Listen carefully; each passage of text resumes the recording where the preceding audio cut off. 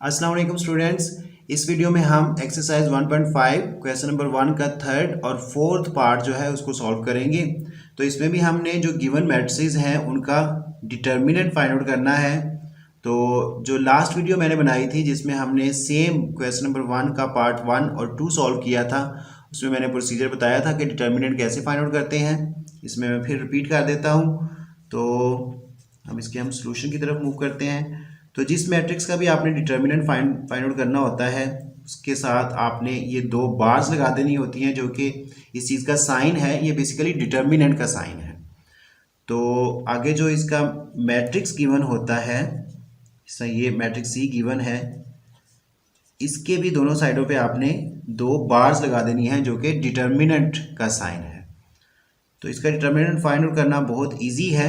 जो diagonal entries हैं उनको आपस में आपने मल्टीप्लाई करना है। 3 इंटू 2, दरमियान में माइनस का साइन लगाना है, और इस साइड पे जो डायगोनल एंट्रीज हैं उनको भी आपने आपस में मल्टीप्लाई करना है। तो इन दोनों को भी अगर हम आपस में मल्टीप्लाई करें तो 3 इंटू 2, तो लेट्स सी, 3 2 ज़ा 6 माइनस 3 2 ज़ा 6, तो 6 माइनस 6 0।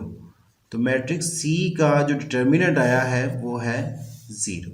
इसी तरह हम इसकी तरफ मूव करते हैं। तो ये एक गिवन मैट्रिक्स है। लेट्स सपोज ये मैट्रिक्स डी ही होगा। तो D is equal to this matrix.